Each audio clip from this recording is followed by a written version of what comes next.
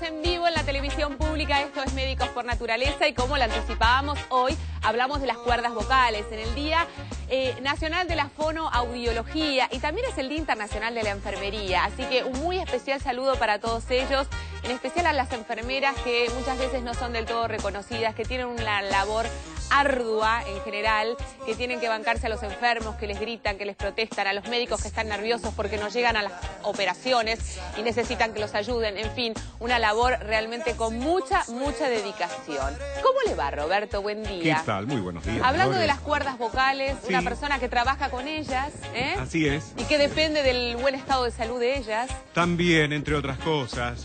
Roberto, pero vos sí siempre nos das consejos, por ejemplo, el tema de la salmuera, ¿no? De agua con sal, esto que soluciona la fonía. Y para hablar un par de horas, mira, que alguien tenía un problema el otro día. Y sí, para hablar un par de horas, después ya estás en el horno de vuelta. Sí, bueno, Robert, contanos cómo está el clima. Bien, 17,2 la temperatura, 23 la máxima para hoy, el cielo va a estar despejado, ligeramente nublado por la mañana y algo parcialmente nublado por la tarde. Y hasta el sábado continúa el buen tiempo. ¿Te das cuenta? Es un milagro esto. ¿Hace cuántos días ya que no llueve? Es una maravilla. Bueno, una maravilla para quienes no necesitamos la lluvia. Seguramente hay otras partes del país donde la deben estar necesitando.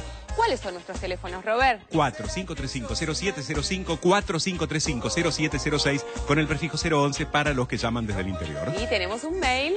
médicos@tvpublica.com.ar. Bueno, hoy hablamos de la voz, así que recuerden que todas las consultas que tengan respecto a esto nos pueden llamar a estos teléfonos que Roberto acaba de señalar o nos pueden enviar un mail con su duda o con su consulta que los médicos la irán respondiendo a lo largo del día.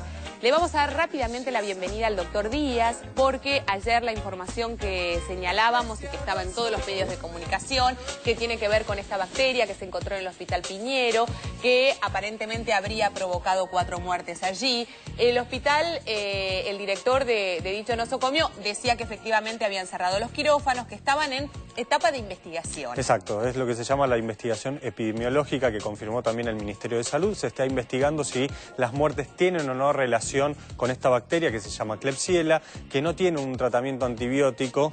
Eso es lo más importante. Eso es lo más importante. Así que se está investigando y hay 2 pacientes en aislamiento bajo estudio. Perfecto. ¿Sí? Bueno. Así que bueno, hay que esperar. Los resultados en general tardan varios días, pero vamos a estar actualizando esta información como para llevar tranquilidad. Lo que también tenemos que decir es que el director de dicho hospital había postergado todas las operaciones que estaban previstas para esta semana.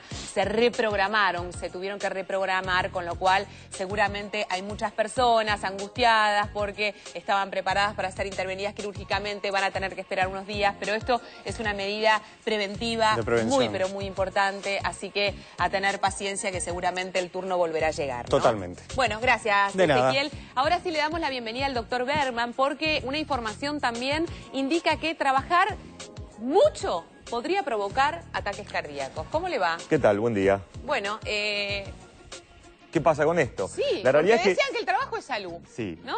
Antes. Es interesante el concepto porque lo que se hizo fue analizar a personas que trabajaban sin antecedentes cardíacos y después vieron las personas que trabajaban más tiempo de lo estipulado, tenían más eventos ¿Qué cardíacos. más tiempo, digamos? 2 o 3 o 4 horas más. O sea, que lo ideal sería trabajar 8 horas. Exactamente. Que muchas veces no se cumple porque la gente trabaja entre 10 y 12 horas. Exactamente. Y eso es lo que provoca un riesgo aparentemente para la sí, salud. pero hay que hacer algunas salvedades importantes. Primero, las personas que disfrutaban de su trabajo no tenían tanto riesgo, con lo cual es muy importante el concepto de si uno va a trabajar con ganas y disfrutando el trabajo o si no lo hace. Como te pasa a vos. Exactamente. Que venir acá es un placer. placebo.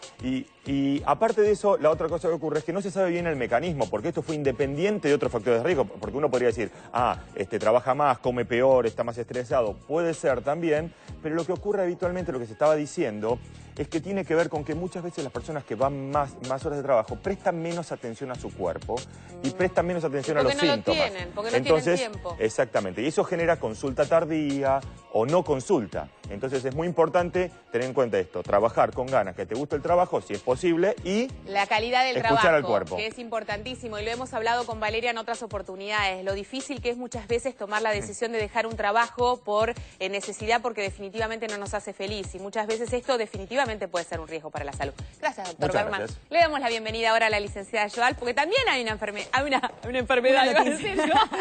Bueno, un poco tiene que ver con todo. Hablamos del estrés y hablamos de la gordura, esta sensación de que uno no puede parar de comer cuando está estresado. Sí, están diciendo que el estrés engorda.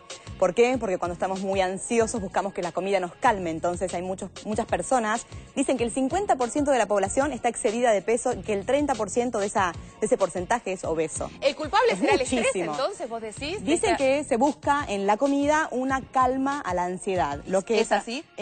Momentáneamente, por un segundo encontramos cierta calma que luego se convierte realmente en un grande problema. Claro. Entonces tenemos que trabajar con las personas para que sepan que están estresadas y no, digamos, con hambre. No es hambre lo que tienen, es hambre de calma. Bueno, y hablando de esto, muchas veces un problema lleva al otro, Exacto. ¿no? Porque después vamos a tener que enfrentar el problema de la gordura, que también genera angustia y Es genera una trampa, depresión. digamos. Es una gran trampa. Totalmente. Gracias, Vale. En un ratito estamos hablando de la voz, de las cuerdas vocales, así que no se muevan de ahí. Y fuimos a consultar a una doctora que justamente nos recuerda cuáles son las funciones biológicas de las cuerdas vocales. La voz humana se produce en forma de un fenómeno natural, pero utiliza órganos y utiliza el aire. Uno concentra que la producción vocal está se produce en la laringe. Eso es así porque en la laringe están las cuerdas vocales, pero hay muchos órganos que participan, los pulmones, participa también todos los músculos de la caja torácica, los músculos del cuello, los músculos de la cara, los huesos. Así es que las cuerdas vocales, que uno habitualmente cree que son los que producen la voz, no es solamente las cuerdas vocales lo que la producen. Podemos fácilmente imaginar que las patologías que tiene la voz tienen que ver también con las patologías que puede tener cualquier otra parte del cuerpo, no solamente las cuerdas vocales.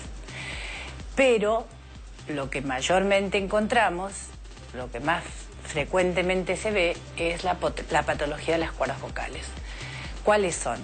Se dividen en benignas y malignas, y por eso nosotros trabajamos mucho acerca de la prevención, porque afortunadamente la voz da rápidamente síntomas, que es la disfonía, cuando nuestra voz se altera. Muchas veces las personas piensan que ser difónico es normal, porque dicen, uy, no, mis padres fueron difónicos, mis tíos. Nunca una disfonía es normal. Entonces el cigarrillo puede producir cáncer en las cuerdas vocales. Pero no solamente eso es la enfermedad que más queremos prevenir, sino también todas las que devienen de un uso de la voz para trabajar sin haberse preparado para ello. Todo va a ser por medio de la voz. Las computadoras se van a abrir y van a empezar a andar a través de una orden que uno le va a dar con la voz. Es casi una huella digital. Lo importante es hacer un buen diagnóstico.